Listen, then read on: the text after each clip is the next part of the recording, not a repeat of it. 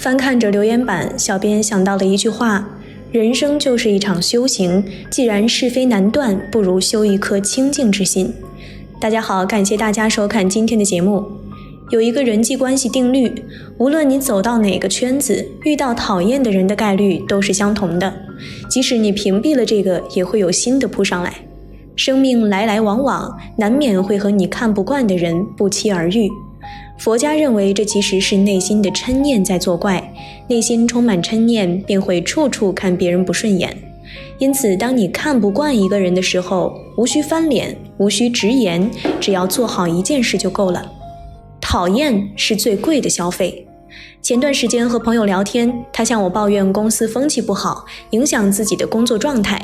一问才知，原来是坐在他边上的同事总是在上班时间刷抖音、看视频，却在汇报时表现自己做了很多事，这让原本勤勤恳恳加班的他觉得很不公平，甚至都没动力完成这季度的目标了。你说我该怎么向上司汇报他在玩手机呢？朋友愁眉苦脸地问我。我说，假设你的同事每天加班到凌晨，你会不会向上司汇报他比所有人都勤奋呢？那当然不会了。朋友回答的理所当然。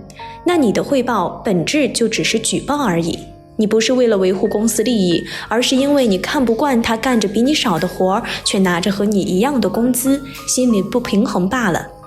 听罢，朋友豁然开朗，于是在那位他看不惯的同事汇报时认真做笔记，学习他的汇报技巧。这让原本就兢兢业业的他锦上添花，很快就得到了老板的赏识，让他负责了一个大项目。刘震云在一句顶万句中说，人要一赌气就忘记了事情的初衷，只想能气着别人，也耽误了自己。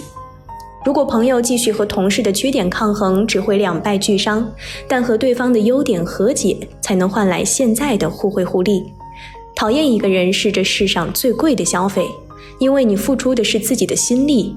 真正的成熟是从别人的缺点之外看到可取之处，从彼此的不合之外找到共通之处。张德芬说过，把别人看顺眼了，就把自己看顺眼了，这是爱自己的第一步。诚然如此，人生风雨路，处处有是非，看淡即花絮，看开即云烟。次第花开里写道，当你放下成见和伪装，不再焦虑和希求，你的内心才算是真正敞开。与其和眼下的琐碎纠缠良久，不如集中精力继续赶路，放下对他人的看不惯，才能收获内心的幸福与安然。你的所见皆为自己。天方夜谭中有这样一个故事，一个渔夫在打鱼时发现了100枚金币，不禁喜出望外，但他害怕国王来偷他的金币，于是决定把金币藏起来，不让国王知道这件事儿。但他无法抑制住洋溢在脸上的喜悦之情，怕国王起疑心，只好想了一个办法。他不断用皮鞭抽打自己，避免露出开心的表情，假装因为贫穷而痛苦不已。然则富有如国王，又怎么可能觊觎这区100金币呢？渔夫之所以觉得国王会来偷，不过是把渴望财富的思想强加给了国王，这就是心理学上说的投射效应。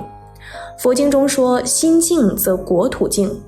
其实你眼中的世界就是你内心的投射，有时你看不惯别人的根源在于自己的境界不够。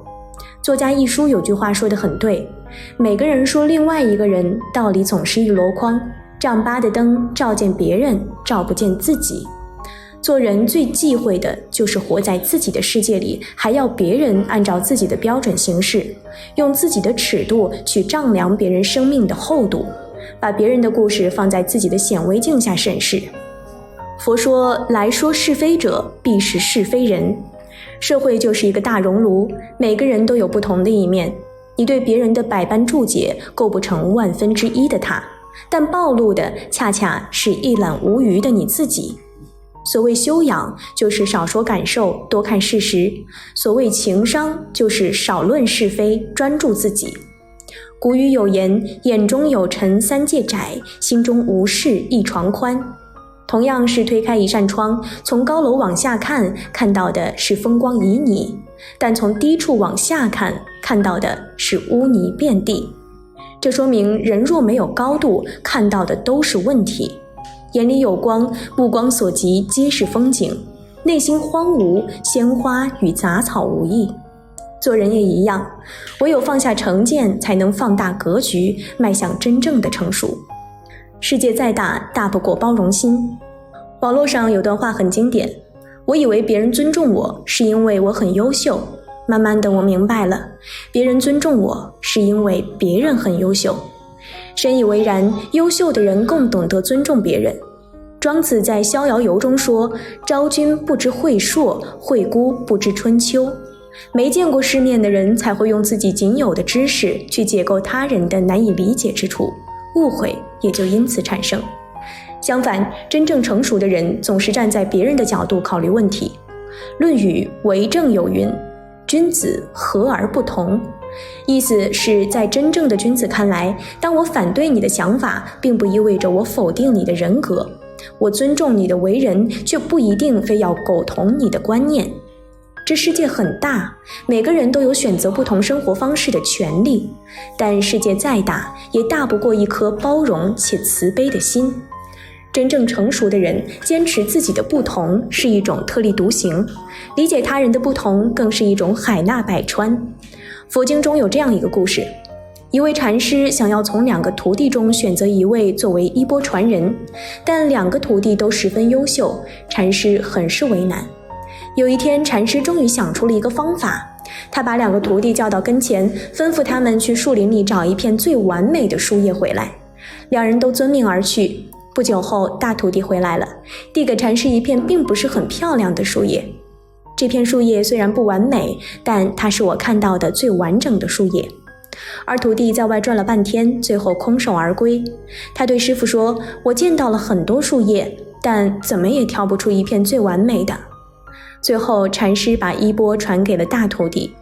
这世上没有完美的人，只有包容不完美的胸怀。就像康德所说，我尊重任何一个独立的灵魂，虽然有些我并不认可，但我可以尽可能的去理解。多一分将心比心，修养就上升一个高度；多一分换位思考，心胸就开拓一个宽度。心存包容交往，带着尊重相处，相信生命也会回馈你真正的成熟。细行取人，不如细行律身。坛经中讲，若真修道人，不见世间过，若见他人非，自非却是左。人这辈子最大的敌人不是别人，而是自己。这世上最不值得的，就是在眼里装下了别人的错误，却浑然不知自己脚下尚有很大的进步空间。一个人若每日所见皆是他人的行差踏错，每日耳闻皆是他人的缺点纰漏，怎能有余力自省而后精进？很喜欢蔡康永的一段话，看到别人做不好时，也许会暗爽在心，得到一种我比他聪明的优越感。但真正聪明的人是观察别人为什么做不好，然后警惕自己，尽量不要犯相同的错。那些只爱发出嘘声的人，应该是打算一直在台下当观众，而那些警惕自己的人，则是在准备有一天要站上舞台。光是暗自嘲笑别人0分的答案，并不有助于自己得到满分的结局，不如把对方当成参照的样本，提醒自己避免和他掉进相同的坑里。论语有言，小人无错，君子常过。意思是小人永远觉得自己没有错，错的都是别人。高尚的人即使没有错，也会时时反省自己。掉进眼里的沙子不必急着去揉，不如留一只眼睛在心底，用来关照自己。懂得自省的人会把别人的错误化为自己的优势，在反思中不断向前。正所谓抱怨者自困，自省者自渡。如果你讨厌一个人，说明他还在你的视野里。你只有成长自己，才能让他不在你的视野。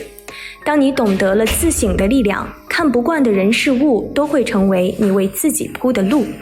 当你在自省的长途中一步步修行更精进的自己，那时你再回望那个看不惯的人，他不过是你俯瞰的一颗尘土，因为你已经收获了真正的成熟，站在了生命的新高度。杨绛说过，我们曾如此渴望命运的波澜，到最后才发现，人生最曼妙的风景，竟然是内心的淡定与从容。愿你拓宽心胸包容而不苛责，站在远处看淡而不自困，保持行动精进而不空谈，相信整个世界都会对你和颜悦色。目光所及皆是风景，所到之处皆有阳光。好了，今天的节目就和大家分享到这儿了。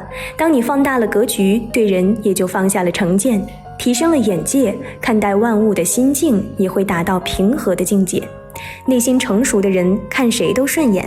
期待我们下次再见。